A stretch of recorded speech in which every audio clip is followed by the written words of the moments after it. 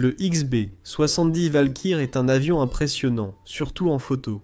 Il semble généré par l'intelligence artificielle, surtout à cause de ses si puissants moteurs à réaction à l'arrière, qui lui donnent l'apparence d'un vaisseau spatial très futuriste. Cet avion utilisait les ondes de choc pour voler efficacement à Mach 3. Il allait si vite qu'il fallait le repeindre à chaque arrivée sur la piste.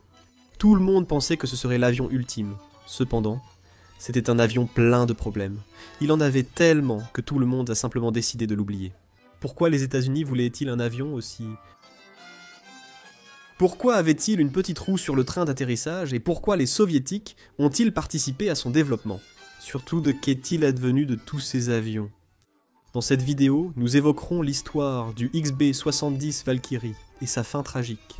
Installe-toi, je suis Kevin Aguilar et voici Cons Club.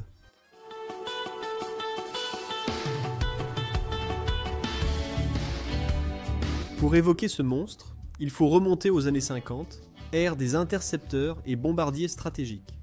La flotte de bombardiers américaines était principalement composée des B-52 Stratofortress, qui étaient les bombardiers les plus modernes jusqu'à ce moment-là. Celui-ci était incroyablement efficace. Il pouvait attaquer des cibles à l'autre bout du monde sans ravitailler. Cependant, il était très lent et vulnérable. D'autres bombardiers, tels que les B-58 Hustler, étaient très rapides, mais manquaient d'autonomie pour attaquer l'Union soviétique. Et encore moins la capacité de charge d'un B-52. L'armée de l'air a également lancé un contrat appelé Exigence d'opération générale numéro 38, pour ainsi trouver un nouveau bombardier qui puisse être aussi efficace qu'un B-52, et en même temps, aussi rapide qu'un B-58. Boeing et North American furent les seules compagnies à oser répondre à des caractéristiques aussi insensées. North American proposait un design innovant, avec de nombreuses caractéristiques expérimentales pour l'époque. Avec ses systèmes de géométrie variable, plan canard, entrée d'air haute pression et ses 6 moteurs à l'arrière. La caractéristique qui a permis à North American de décrocher le contrat n'en était qu'une, et c'était les ailes qui pouvaient s'incliner pour en tirer parti. Un phénomène qui venait tout juste d'être découvert à l'époque, la portance par compression. C'est un phénomène assez simple à comprendre. Les bateaux rapides peuvent surfer sur la vague, qu'ils génèrent eux-mêmes en allant à grande vitesse, ce qui réduit la résistance et les rend ainsi plus rapides. Ainsi, un avion supersonique peut générer des ondes de choc comparables à celles d'un bateau. Capturer ce choc sous l'avion peut augmenter la portance, ce qui rend l'avion plus efficace. L'avion avait des points aiguisés, conçus pour produire ces ondes, et, plus importante encore, pour les capturer sous l'avion. C'est pourquoi le Valkyr volait toujours avec le nez légèrement relevé. Les ailes déployées de celui-ci étaient, jusqu'à ce moment-là, la plus grande surface de vol jamais vue. Chaque aile avait 150 mètres carrés de surface et son inclinaison totale était de 60 degrés. Elle offrait 30% de portance supplémentaire. Sa conception incluait un pare-brise intéressant. Au sol, il paraît ordinaire, mais à vitesse supersonique, il se relevait pour optimiser l'aérodynamisme. Des technologies similaires existeraient-elles dans les futures Concorde ? Ce design incroyable a largement suffi à surpasser tout ce que Boeing avait présenté, qui était un peu plus traditionnel. North American a reçu les ressources nécessaires pour commencer les prototypes en 58, et ceux-ci allaient en commencer à travailler. Cependant, l'énorme taille, ajoutée à la grande complexité du projet, a fait que des problèmes sont apparus tôt ou tard. Le système hydraulique a compliqué le développement, car déplacer les ailes et ailerons lourds exigeait un dispositif imposant. Celui-ci empêchait aussi que l'avion ne fonde dans les airs. À plus de Mach 3, l'aluminium du fuselage fondrait. Ce que les ingénieurs ont fait, c'est créer un réseau de conduits en nid d'abeilles sous le fuselage qui permettait de redistribuer la chaleur. Et en plus, ils faisaient circuler du carburant pour l'utiliser comme réfrigérant. C'était un peu dangereux. Le carburant GP6 pouvait s'auto-enflammer. Donc la solution au problème de la solution à l'autre problème a été d'injecter de l'azote dans le carburant. Le système hydraulique actionnait également le train d'atterrissage afin qu'il soit complètement indépendant des compartiments de stockage. Et comme tu peux le voir, il y a une 5e roue au milieu, car cette roue glissait sur la piste, littéralement. Celle-ci mesurait la vitesse réelle de l'avion sans glissement, tandis qu'un autre capteur sur la roue plus grande captait également la vitesse. Ces données étaient auto-transmises en temps réel à l'ordinateur de freinage pour arrêter puis reprendre le freinage plusieurs fois. Et ainsi, éviter que l'avion ne glisse sur la piste, c'était en fait un ABS pour avion.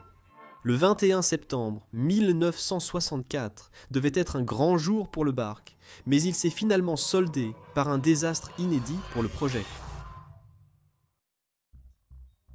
Ce jour-là, le premier vol de l'appareil a eu lieu.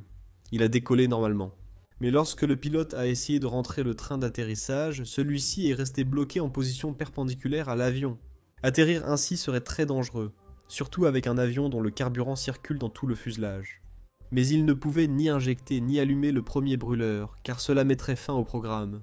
L'ordre a été donné à l'équipage de court-circuiter le système du train d'atterrissage pour qu'il se rétracte à nouveau, mais il n'avait pas d'outils. Heureusement, le pilote avait un trombone dans sa mallette qu'ils ont utilisé pour accomplir leur tâche, remettant le train d'atterrissage dans la bonne position. C'est fou, mais c'est arrivé. Mais ce n'est pas tout. À l'atterrissage, les deux pneus arrière ont tout simplement explosé en flammes. Malgré tous ces problèmes, le prototype était intact au sol. Quelques semaines plus tard, lors d'un troisième essai, il a atteint Mach 1,1 dépassant la vitesse du son. Fait curieux, lors de ce vol et en dépassant les vitesses quantes supersoniques, la peinture de l'avion s'est détachée. Ce n'était pas la vitesse, mais la forte température du fuselage. La peinture s'est détachée et rendue rugueuse, le vent a accentué le phénomène. En 1965, le second prototype achevé a mené à celui-ci. Le premier y a dû passer de nombreux tests, avec beaucoup de pneus qui prenaient feu et des dégâts généraux sur le fuselage et les moteurs. Le XB 70. Valkyr numéro 2 devait résoudre tous ces problèmes. Le 14 octobre 65, le Valkyr 2 a réussi à dépasser Mach 3. Curieusement, exactement 18 ans après Chuck Jagger, la première personne à avoir franchi le mur du son en vol horizontal. À ce moment-là, les soviétiques ne le savaient pas, mais ils collaboraient beaucoup avec les Américains dans ce programme et dans le futur programme du SR-61. Les parties très exposées au frottement du Valkyr étaient faites de titane. Les États-Unis n'avaient pas de titane, alors ils ont eu recours à des sociétés écrans et à des tiers pour obtenir du titane auprès des mêmes soviétiques. Jusqu'à ce moment-là, le programme avançait à toute allure, et tout indiquait que le Valkyr allait être le prochain grand bombardier des États-Unis. Cependant, tout allait changer. Le 18 juin 1966. Ce mauvais jour-là. Le XB-70 volait avec un F4, un F5, un T-38 et un F-104. On faisait une séance photo pour General Electric. Tous ces avions avaient des moteurs fabriqués par cette compagnie. C'est pour cela que cette publicité était réalisée. Pendant le vol, le F-104, en volant très près du Valkyr, il a été aspiré par un vortex produit par le Valkyr et s'est retrouvé inversé, tombant au-dessus du Valkyr, détruisant ainsi les stabilisateurs verticaux. Le F-104 a explosé instantanément, tandis que le XB-70 a perdu le contrôle et s'est écrasé dans le désert de Californie. Le pilote s'est éjecté sans problème, mais le copilote inconscient n'a pas eu cette chance. On pourrait croire que c'est la cause de la fin du programme, mais en fait c'est Kennedy.